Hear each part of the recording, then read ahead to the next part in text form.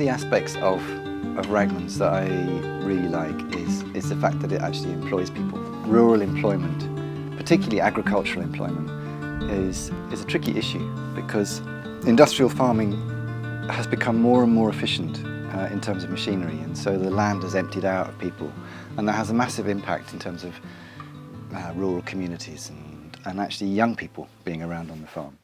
I've been here for 26 years, and the farm has been through quite a few different phases. We've done livestock, cattle, sheep, pigs, chickens. We've done vegetables and then come out of that and then gone back into it again. Behind us are about 7 or 8 acres of orchard. We also grow mushrooms, Japanese mushrooms on logs, and we teach, so we run courses throughout the year. So those are some of the things that we do as a farm, but we also provide a platform for other organisations and other enterprises to work within the farm as well.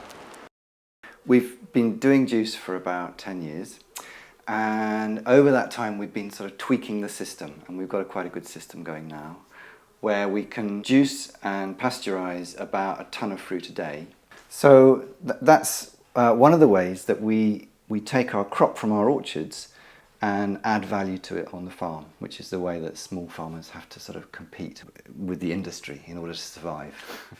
As soon as small farmers try to compete with big farmers in an open grassland situation, you're up against the pressure of the market. Whereas if you can try and find a way of making money in those little niche areas where people aren't really thinking about, you've got more of a chance. We saw that this area here really lent itself to cultivation of mushrooms, woodland mushrooms.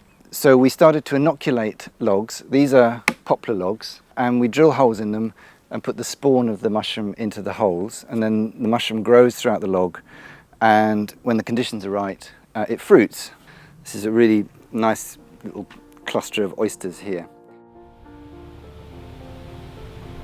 For us, the importance is having a wide variety of apples, and we want that diversity in the orchard, because what we find is that on one year when a particular variety doesn't do so well, it'll do great on another year. And so we don't want to fall into the habit of getting a monocultural approach with our orchards.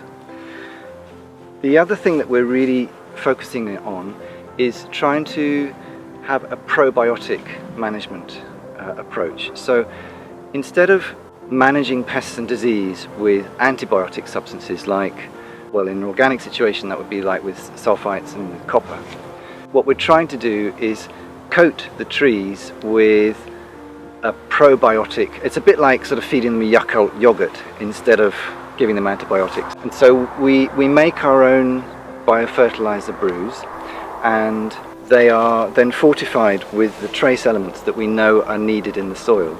So we'll build those salts into the biofertiliser brew, and then we'll spray that onto the trees as a foliar spray.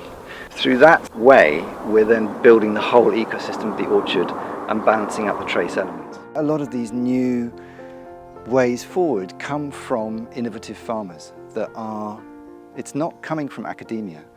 It's very difficult to get research grants for technologies that are going to put the agricultural supply industry out of business.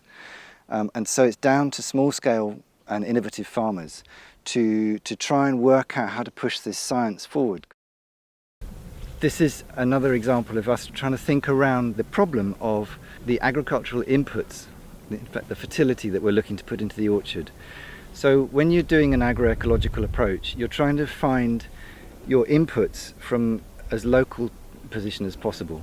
You're trying not to buy in inputs, basically. So by simply putting in willow on this little patch where it's actually too wet to grow apple trees, we can transfer carbon dioxide into the soil, build soil carbon, fertilise our trees, and we can do all that on farm without having to buy anything in. The diversity of different enterprises is really important for us here, I think. But most of the enterprises are scaled so there isn't a lot of debt, and I think that's another difference between a more industrial farming model and the sort of thing that we're trying to do here. Because if you're trying to find more niche enterprises, you should be able to capitalise that for a lot less money and be slightly more in control of your own destiny. What we've learned is it's really good to have diversity, but it's got to be a manageable diversity in a sort of commercial situation like this.